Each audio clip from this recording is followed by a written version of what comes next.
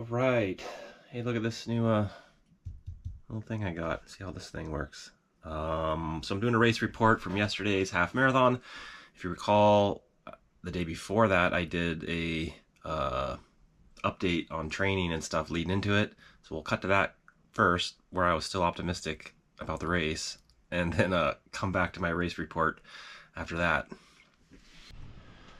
Alrighty, it is Friday, October 4th. Yes, so tomorrow there's a half marathon race I've been training for. I haven't raced since May of last year. I just kind of burned out. I did 6 years of kind of hardcore going after it, overtraining, overreaching, burning out, and then even you burn out physically or mentally, da da da da. But then this summer I decided to do the long, slow build and get into this race. This is tomorrow, but it happens to be pouring rain right now. This is the October Girdwood weather, where the Girdwood Marathon is just it's rarely nice weather. But it's supposed to clear off, or not clear off, it's supposed to stop monsoon rain at 10 a.m. right when the race starts. So, I got some questions here from the old chat GPT.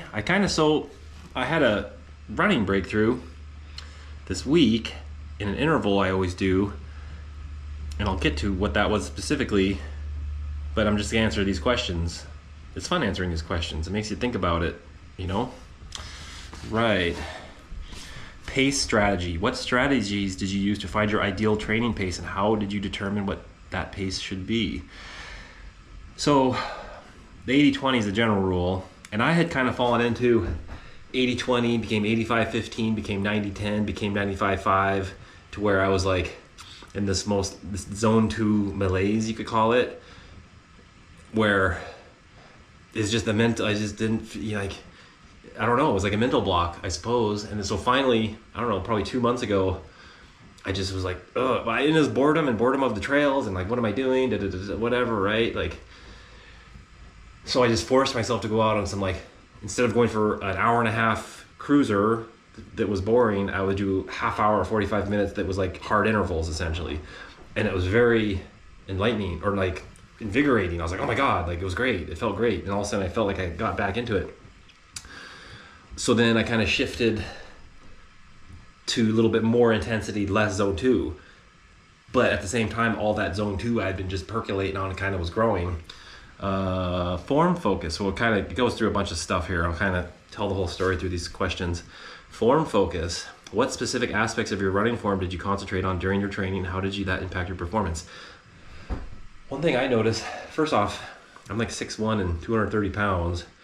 So I feel like I have to overemphasize good form in order to not be injured, because there's just a tiny little sweet spot on where you can cruise and not be getting injured, essentially, from overuse injury. And the one thing I always notice, or try to notice, is I'm chugging along, 8-9 minute mile, whatever it is, or any minute mile. The second I feel like I'm overstriding, or I'm kind of getting, the second you feel the tiredness, whatever it might be, I'll force myself to make quicker steps, just that little trick alone. And I always tend to, they say you should be doing 180 steps per minute. I never ever really get that much. I'm 165-ish. But that's one little trick I do, and then by doing shorter steps, it stops any overstriding, and it gets you naturally back on the toes of your feet. Breathing technique. Did you incorporate any specific breathing techniques, and how did they help with your endurance and pacing? A couple of years ago, I got into nose breathing when I was doing the zone 2 stuff, and any stuff. It actually was super awesome. Nose breathing, everyone, is awesome because it's a natural governor on what you can do. But then when you naturally limit your oxygen intake, your body adapts and gets better. So I remember when I first started nose breathing, I was doing 9 minute miles, and it was torture. This was 2 or 3 summers ago. But then over time, I could crank it up. And I remember at one point I could do 6:30 miles, 6:15 miles nose breathing, which was like crazy. But your nasal cavity opens, and it's pretty amazing. And then it's cleaner air because it's getting filtered. There's a whole bunch of stuff about nose breathing. I won't get too much into it. Intensity levels. How did you structure your workouts in terms of intensity levels? Did you find specific intervals or tempos particularly beneficial? Well, yeah, that's kind of what I was saying, so I got this place over here. It's the stretch of flat gravel over by the state yard that goes towards the highway. It's like 330 meters, 330 yards flat. If I'm, that's one section. If I want to double it, it goes to 700, but it's nice because it goes up a gentle climb, like very gentle bike path climb. So what I'll do is I'll go do 5 times the 330 and then 5 times the 700, kind of going not as hard as you can, but like I always try to aim for like a 6-minute mile pace kind of thing, or 5:30, getting down in there. So that's what I'm getting to. So I had my breakthrough was over on this thing. I guess because the next one's about terrain. So I guess specifically on that breakthrough, normally I'll jog over there, and it's like the first one it'll be like 6:30 pace. I'm like, oh, that's painful. The next one will be 6:15. Next one I might be getting 6. Next one's 5:50. Like I kind of like warm up into it, and then I'll be like, oh, that's a 5:30. That's a 5:30, right? They're short. You're going for a minute or whatever it is, and it's element stuff. Watermelon salt, delish. So this time, like 3 days ago, I was like, all right, I'll go do a little speed work here because this race is coming up, just get quick legs. And the first one cracked off the bat was like 5:50. I was like, what? And it felt very easy. I was like, that's weird. I was like, all right. Next one, like 5:20. I was like, holy cow. Then I like gave her. The next one was like 4:45, 4:55, or whatever. It was easy under 5s. I was like, what is up? Well, then I know what's up, because the next question, terrain variation, the breakthrough I had was this. How does running on different types of terrain, like steep hills versus flat pavement, affect your training? How did that adapt your workouts accordingly? So basically, in general, flat pavement, flat is fast legs. Like you'll have flat, your legs can move fast. You have high cadence, you'll have fast legs, but they're not that strong. The steeper the terrain gets, the slower your legs get, but the stronger they get. So it's all about this back and forth. I mean, if you're only running flat pavement, you generally want to train flat pavement 90% of the time. You might do hill training as like a little supplement. Likewise, if you're doing only mountain races, you want to be doing mountain running with minimal flat pavement. So it really depends on what you're training for, but that's the spectrum of like steep equals strong, flat equals fast. And what I typically do, and what a lot of people do, is I'm going to go up Alyeska. Like if you're, as you're going up, it might be an hour of up, and then 45 minutes down. So you're getting an hour of the workout. Coming down is an anaerobic workout because you're not working your aerobics really at all, but it's more of the leg pounding, muscle strength, because there's a whole thing. Downhill running is a whole other thing that you have to train for. And that's just what I've been doing for years and years and years. That's what everyone does. Go up, I'd cruise down the flats here, climb north face, come back down. So the last half hour, 45 minutes, you're not really getting a workout per se, right? So what I did different, just kind of out of boredom, is I started going on the lower mountain. So I went up Tanaka, down Tanaka, and I kind of just tried to link every single lower mountain trail together just for my interest. It was like, I don't know, let's just try this out. And what I accidentally discovered, which is basically all they talk about in the uphill training manual, that book, the Killian Jornet, whatever, that's what they always talk about, is like high interval trainings for short times. That's what I basically started doing. The Tanaka is like, it's a 10-minute one that warms you up, then you come down, then it's like a 5-minute up, and then down, then a 4 or 5-minute up, and then a down, then a 3-minute up, and then a down, then a 3-minute up, right? So you're like doing, each time you're going up, you're kind of pushing it, but then you're immediately rolling over the top and then running downhill. So you're keeping your leg speed up, but then also working your cardio, but then working your like on the fly recovery. Where if you're going up, it's easy to like lock into a rhythm, and you're not really like finding those intensities and recovery, like spiking it and then recovering. So that's what I did differently, was started spiking it. So for the last 6 weeks, I pretty much was just doing this one lower mountain route, and I really enjoyed it. Then after that, I went and had this fast interval thing. Recovery practices. What recovery practice did you implement to support your breakthrough training, and how did you know they were effective? I've definitely forced actual rest days and just accept them. Like I'd gone through the like going and then plowing through, like taking 1 day off or 2 days, but then like I've allowed myself to have 2 or 3 days off at a time, just if it's bad weather or whatever, just not stress on it, but then kind of trying to come in fresh. It's a fine line, coming in fresh versus getting stale. And then I had like a foot injury thing, like my stressed metatarsal ligament or something last week or 2 weeks ago. So I was kind of like, I was trying to ramp up to this race, before a taper, and I was kind of stressing, but then that's when I went and cranked out this hard run. So rest is underrated a lot of time. Mental approach. How did you maintain your mental focus and motivation throughout your training, especially during tough workouts? Yeah, exactly. Like, it's running.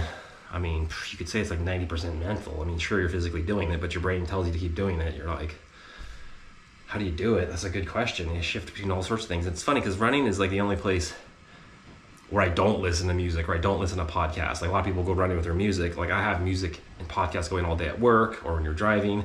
So running's the one place where I actively don't, because I don't really like to not hear what's going on, especially when you're in the woods. I like to hear my feet and hear attacking brown bears or whatever.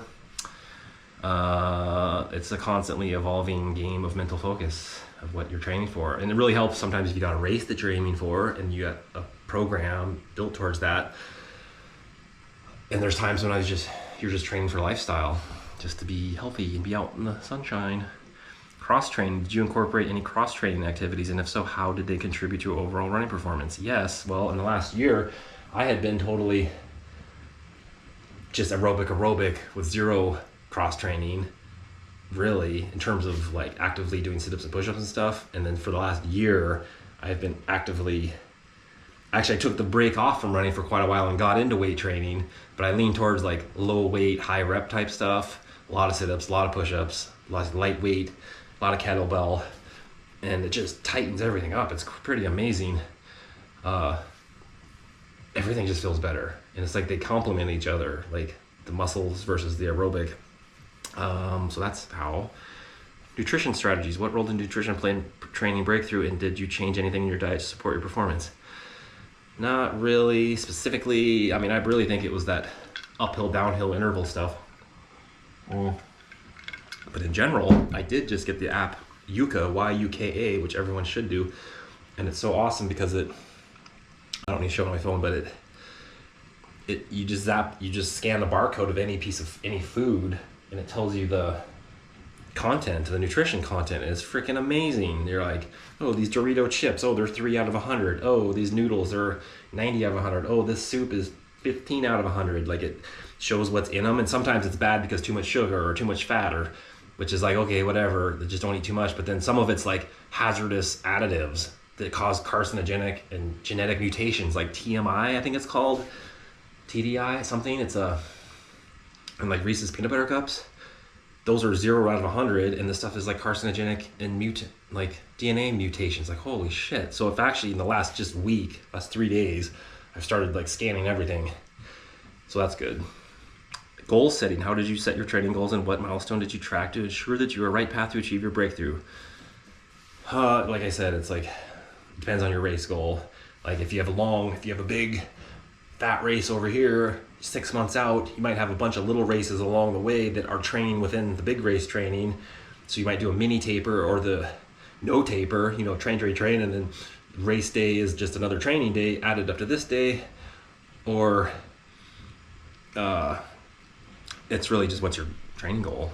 In this case, I got this half marathon tomorrow because I don't like, full marathons are pretty painful. This one, the fastest guys ever, it's like 3:45 because it's up and down. It's pretty technical. Fastest I've done is like 350 something, 358 maybe. I barely broke 4, and I remember doing it and being halfway through it and seeing the half marathon guys about to finish. I was like, oh man, I wish I was about to finish. So anyway, that's tomorrow, and we'll check in after tomorrow to see how that goes. And it's funny because I've done this half marathon like 3 or 4 times, and I've gotten second place every single time behind the exact same dude. And he wasn't signed up until yesterday, so he's back. So if I get second, that'd be good, because I probably won't get first. Anyway, we'll check in tomorrow. Well, yes, we're after the race, and it didn't go quite as well as I was hoping. So I've got 3. I've kind of been laying around. Yesterday I was so dead, just that post-race exhaustion sort of thing. And then kind of speculating on the variables that led to I felt like it was a very poor performance. So this race, it's the Girdwood Half Marathon. I've done the full marathon I think 2 or 3 times, and it was pretty long and horrible. And then I've been doing the half. This is the 4th time I've done it, I think. And at least twice, maybe 3 times, I've come in second place behind the same guy. And I knew my time pretty good. I think it's like 148, 145 ish for the route. Because it's got a lot of technical ups and downs, so it's not a flat pavement course by any means. So coming into it, there we were. There's the same guy who's won. I knew him, and then there's a couple other fast guys. And so I'm not trying to win. I don't think I'm going to, but my general tactic is to like stick with the leaders as long as I can and hang on as long as possible, and then deal with the consequences. That's my general half marathon tactic, and sometimes it works, sometimes it doesn't, depending on how well the wheels stay on, so to speak. So yesterday though, we cranked out the first 3 miles is pretty much flat downhill fast, and I stayed right with the 3 leaders. There's 4 of us. We're doing like 6:10, 6:15 miles, and then that's exactly what I expected. It was 4 miles of flat, and then it gets into the trees, and that's where I expected them to dump me because it's got some steep climbs or whatever, and I was like fine with that. And I'm like, all right, I'll see if I can push and hang on for 5th at least.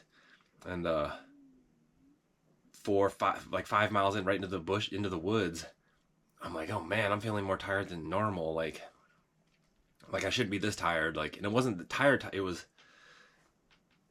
interesting. My alarm bells were kind of going off. Like, this is kind of weird. And then I'm like getting past. All of a sudden I'm like 10th. I'm like, oh my god, this has like never happened before. So backtrack. What are my 3 variables I'm looking at? Basically, I hadn't raced in a year and a half, so I hadn't really done any long, hard efforts. I'd last raced in May, 2023, and then pretty much took like 6 months off from running, and then got back into it. And I was running quite consistently. I wasn't doing huge mileage, but I was doing 20 or 30 mile weeks, a couple bigger 40, 50 mile weeks in there throughout the summer. And then, as you saw in my previous update, trying to introduce like intervals and stuff, so it's not like I was slouching and completely out of shape. So the one variable was I hadn't raced in a while. The second was I've actually put on like 20 pounds of muscle. I've been doing like weights. When I stopped running, I was like shifted things to do some weight training. Not ever trying to get huge and bulky, but just a general toned whatever. But I weigh like 230, where my previous race weight was like 210, 208. So that's another variable, or excuses. Variables are synonymous with making excuses. Third was a week before the race, I started taking creatine, of all things, because I'd heard about how, I know it's good for muscle stuff, but then there's apparently new like studies saying it's good for cognitive ability and stuff. And then I'd researched like, is it good for endurance racing? And there's some kind of back and forth on it. It wasn't exclusively like, yes, it's good or yes, it's bad. Because it's highly studied and tons of people use it. So anyway, those are my 3 variables. And as I'm getting through the race, by mile 6, it was feeling like it was mile 15. And then I was getting towards mile 10, it was feeling like it was a mile 20, right? The same level of like, oh man, I'm like tired. Like I was dragging ass. It was crazy. Like 2 years ago when I came through these sections, just freaking on top of it. But albeit, yes, it was after a summer of like lots of racing and lots of running. So yes, there's fitness levels involved. But I think it was a combo of all 3. I weighed more, wasn't in best shape, and the creatine. And the reason I keep thinking the creatine is because basically when you take it, you're supposed to drink more water in general, because it's a water retention thing that helps the cells rejuvenate and then you get stronger. But that's what it felt like. Like my mind was with it and my breathing and heart was with it. Like it's not like my heart, but my legs were just like gummed up feeling. Like I was going so freaking slow. It was crazy. Like I couldn't believe how slow I was going. And it was brutal. These sections that I was like, I just had to walk these little sections. Like I had no power, no horsepower, chugging up anything. This is like 7, 8, 9 miles into it. Coming up 10 miles, you come up past the finish, and I'm like thinking of ways I can quit. Like, can I quit this thing and pull out of here and come through? And I just stayed with it, just freaking walking up chair 7 towards the finish. The last mile, I was literally walking all of chair 7, like, which is kind of, not to say unheard of, but it was definitely out of character of what I should have been able to do.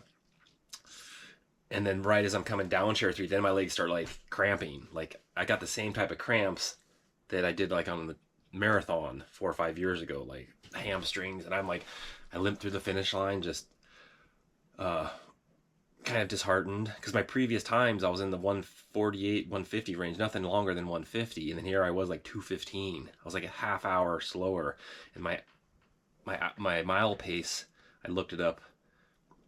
Last race was 818 miles, and then this one was like 10-minute miles. So I was like, anyway, that's the story. That's the race report. Oh, it was disheartening. So I don't know what the answer is. Take a break from creatine? Am I getting too old? Should I lay back off the weights? I don't know. Food for thought. Thanks for watching. Thanks for putting up my sob story.